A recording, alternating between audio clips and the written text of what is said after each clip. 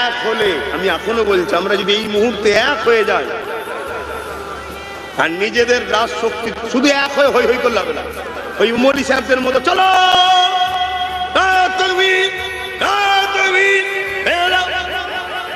আবার কিছুক্ষণ পরে যে দেখা যাচ্ছে সেই নেতার সঙ্গে মিটিং এ বসে আছে, এরকম করলে হবে না।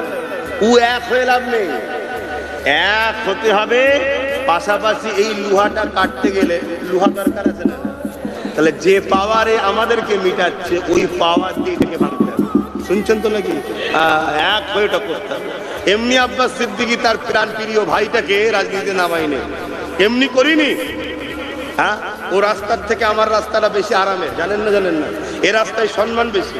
এই দেখুন, এতগুলো লোক জড়ো করতে গেলে খরচ করতে হতো, আর আমাকে খরচ করতে হয়নি পর্যন্ত, আমায় খরচ দেবে। ভুল বলছি নাকি?